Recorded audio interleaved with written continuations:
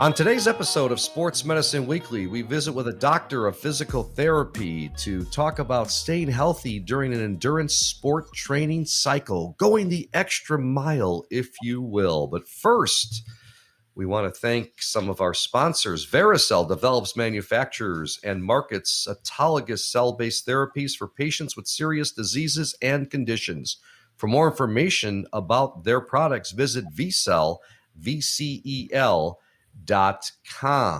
And this episode also brought to you in part by Karen Malkin's new protein brownie bar and superfood bars. Best tasting bars on the market.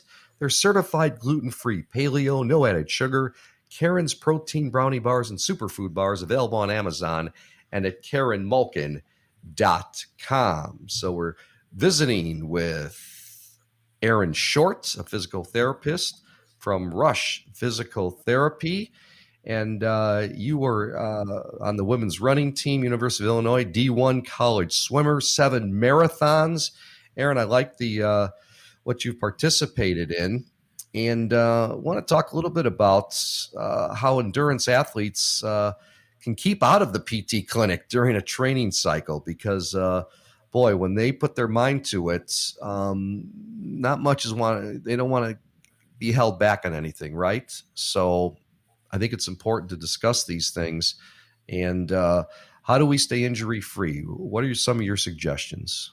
Well, thanks so much for asking, Steve, and thanks so much for having me here. I was looking forward to talking tonight. As you highlighted, I do really enjoy those endurance sports, doing endurance running. I participate in swimming and triathlon, so I enjoy working with endurance athletes. I feel like I can relate fairly well to them, as it's something I enjoy myself. As much as I like working with endurance athletes, I really also like to not see them in my clinic.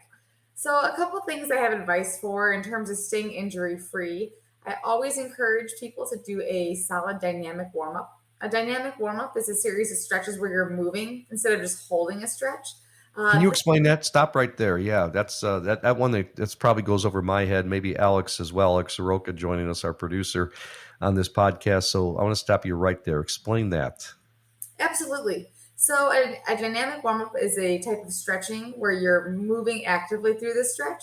So, it may be stretching your quad, taking a couple steps, stretching the opposite quad, taking a couple steps, doing hamstring kicks where you're swinging your leg back and forth. These can be more effective before you're working out or before exercise, because that helps improve your overall mobility, helps activate the muscle. I like that. I related, Erin, to I play golf a lot, and it's nothing like getting out of a car after an hour ride or 45-minute ride and going to the driving range, and you're stiff as a board, so to speak, and you're trying to warm up, and I get a weighted club and I'm trying to swing that. Someone told me, Steve, don't be embarrassed, do jumping jacks or run in place. You got to warm your muscles up. And especially sometimes we play in March and April when it's cold, or in October, November when it's cold. And, it's sometimes with our ages and post surgeries and different things, you do get stiff. So give me some suggestions on something like that, how someone can warm up when it's not kind of normal to do. Absolutely. No, great question. And as I was highlighting, I would think about, depending on the activity level that you're doing, first you kind of want to start with some nice easy movements. So this can be doing, like I said, a quad stretch, a hip stretch, glute stretching. I advise you to do these while, pick a distance. If you're, per se, going outside, choose from a couple from your house to the next house or the neighboring block, where you'll go back and forth walking and adding in some of these stretching movements. As you get more warmed up and start to kind of shake the dust off, you can add in a bit more of like plyometric, or a little bit more impact movements such as A skips, B skips, even just regular other running drills, which could include like a karaoke, doing some side shuffling, things to get your heart rate up, get your muscles warm before doing a workout. So I have a question for you about the mental side of injuries. We obviously there's the physical part of being injured and the anatomy of an injury, but how important do you, in your experience working with your patient population, do you spend any portion of the visits or time sort of coaching up your patients on sort of the mental side of recovering from an injury, meaning getting them to a point where they're confident again to move their body in a certain way? Because as a former college athlete myself and someone who still is engaged in sports and in fitness, I think that's a big component of the rehabilitation process. So what is your take on that, and how often and how much time do you spend sort of working with your patients on that? No, absolutely. And that's a huge component of getting back into sport, into your activity. A lot of people that are involved and invested in endurance sports, it's a huge mental toll when you're injured and can't participate. A lot of times people have been training for months, especially if it's a long activity, you have all these long bike rides, long runs. And it's really discouraging when you can't participate. So a lot of the time I'm with people whenever I'm doing some hands-on work, we spend a lot of time, where I'll be coaching them and talking through the process of getting back from injury. I feel like endurance athletes are very plan oriented, and I always like to present my plan to them. Now, I can't predict the future, so I don't know how quickly they'll be able to heal, but I try and always be rational and say, like if you pull back right now, like let's give it 2 weeks where you really pull back and think about that. It's just 2 weeks. You can cross train. I always try and give other activities that they can still participate in. And then say, like, at this point, if you can, hop on your foot this many times, then we'll be able to start progressing into this. And I always just kind of lay out that plan for them. I think that's helpful. A lot of it too is one of the reasons I love being a physical therapist. I really enjoy talking with people and listening to them and having someone there just to listen to that frustration. I'll like, complain to me. Don't tell this to your husband at home. Don't take it to your kids. It's part of my job. Because if you can really help with that mental component of being out of the game, I think that can help your whole mind body connection and getting better. And that's why I think it's a whole joint component of addressing the frustration as well as helping people get better and addressing the other frustrations of the injury. Erin, I want to ask you, for those who aren't injured, the endurance athletes, you got that on one end. What about the recovery? The importance of having scheduled rest days. Sometimes they don't want to comply with that, right? They'd rather go 7 days a week because I'm sure they feel like, well, if I'm not doing something today, I'm missing out, right? Yes. And that is something, you definitely see as a struggle with people that really enjoy always being active. And, through my career of swimming and running, etc., I've had that talk with myself. Like, I feel like I should be doing something. And having that recovery planned into your routine is essential to stay, healthy. You can really risk overtraining if you just continuously are pushing yourself. So I always choose and tell my patients 1 day a week where you're off. If you want to do something, doing a light yoga, doing some foam rolling, you can plan that into your day. That's important just because you're still stretching and, letting your body recover, but you need a day to decrease that intensity. Other things I suggest people can do is, doing an ice bath on that day or ice bath after a hard workout, making sure they're spending some time with their foam roller. If they have a Theragun, they can Theragun whatever's sore, or getting some sports massage. These are all things that I encourage to help facilitate recovery, and to help people relax and, take some mental time too. So on the topic of just endurance sports in general, and obviously Steve mentioned at the beginning the fact that, so how many marathons have you run? 7? I've done 7, yeah. 7, okay. I've done a couple half marathons, and I know that training even for those, I'm a slightly bigger guy, so I don't have a runner's body, but I know that I sort of followed a progression to sort of ramp up and get my body into shape to run that distance. What is the human body sort of made to do? I know it adapts to the length and the intensity of workouts, but are there some people that you think are just more fit to do endurance sports, and whereas others are just more physically capable of doing HIIT, or are we all capable of the spectrum? And how do you temper expectations for people who may have an injury because they're running and they're overdoing it on the running side of things, but the reality is that they're just maybe not cut out for that type of physical fitness? Or are we all capable of it? It's just how we ramp up and get to that certain point.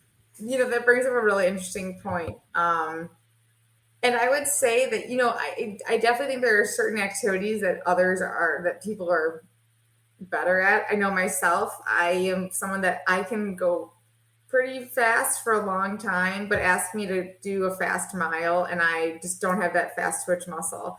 Where it could be someone else who's really good at lifting but doesn't have the endurance.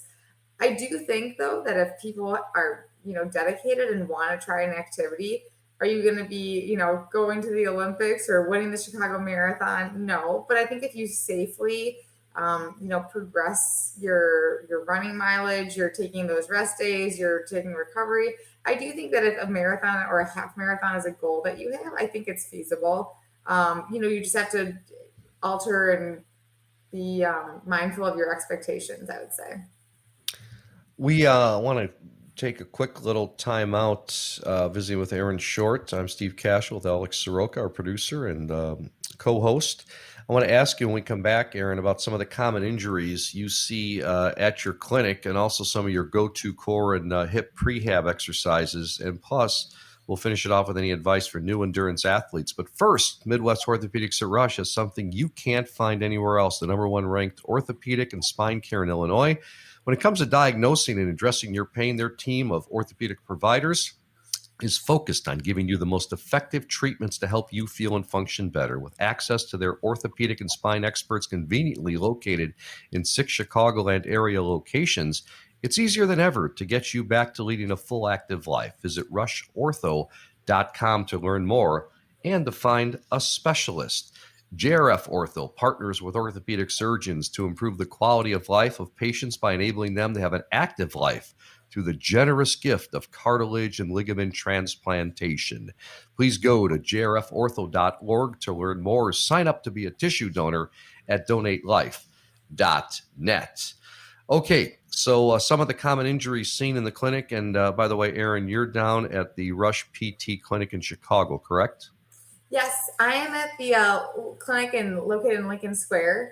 But I would want to highlight that there are over 60 convenient outpatient locations for Rush Physical Therapy throughout the Chicagoland area and in northern Indiana. I'd also like to just mention briefly that, injury prevention is our key goal. But if someone is experiencing an injury, I would say, if it's been a week or two, I say max 2 weeks and something is not getting better, I do recommend that you come to a Rush PT Center. One of the great things that is now offered in the state of Illinois is something called direct access. And what that is you can come directly to a Rush Physical Therapy Center, and a licensed physical therapist will do a thorough evaluation, work with the athlete, work with you, and help you get back into the road recovery. So although injury prevention is our key goal, if something is starting to pop up, Rush is here to help out. What are some of the symptoms? What are the red flags that people should be aware of before they go see you?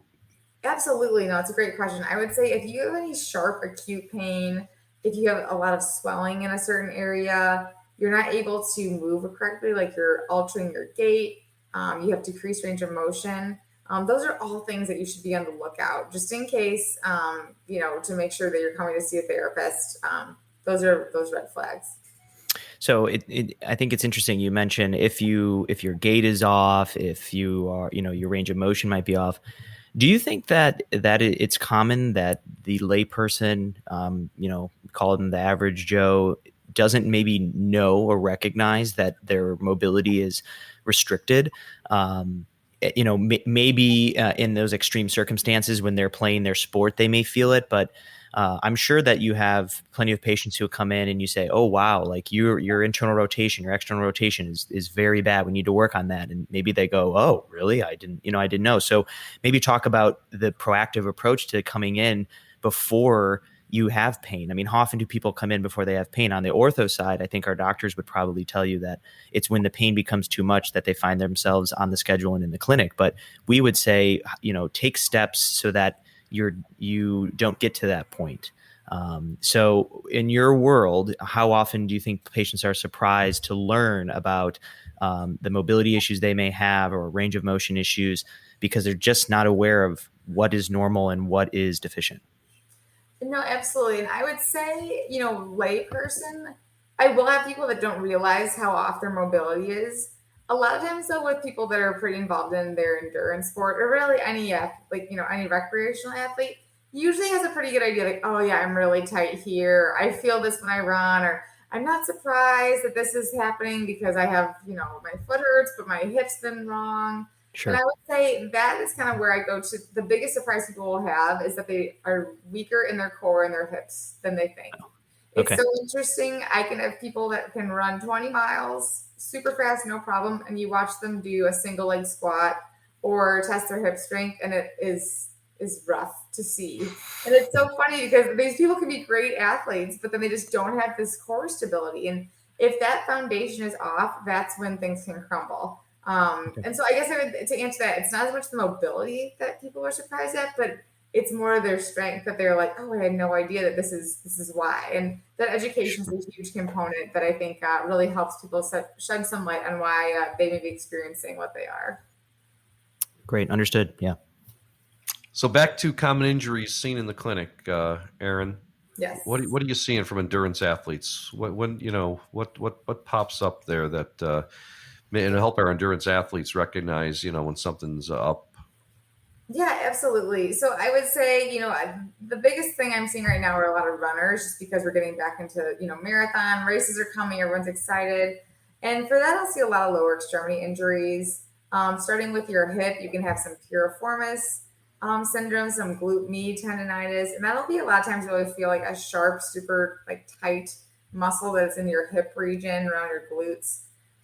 You can also have hip flexor strains. That would be in the front of your hip where you're going to feel like, oh man, this is like there's a pulling.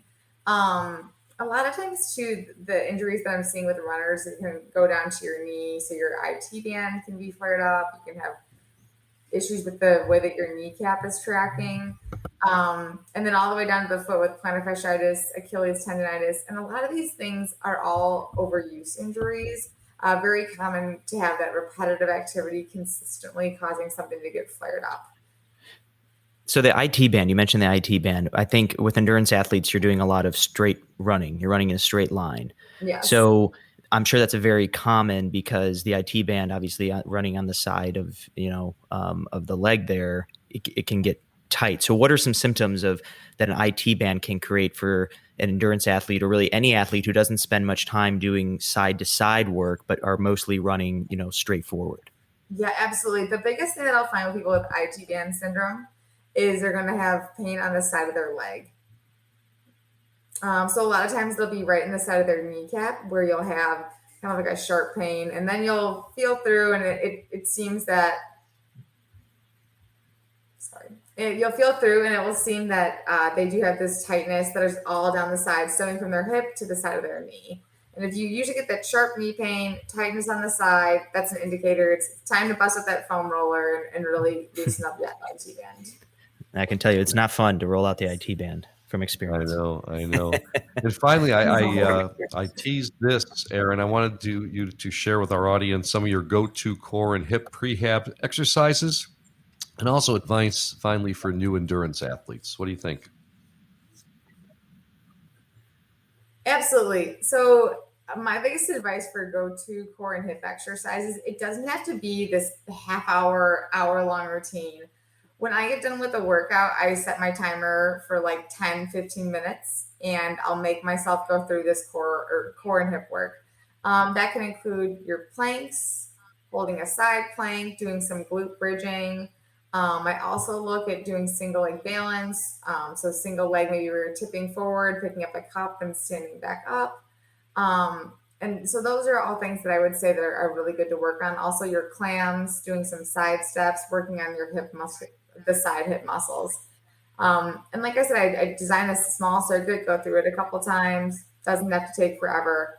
And that's the best way to prevent those instabilities and that we could break down in your core.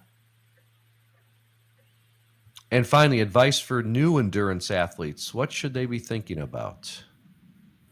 Absolutely. So starting a new endurance endeavor is always exciting.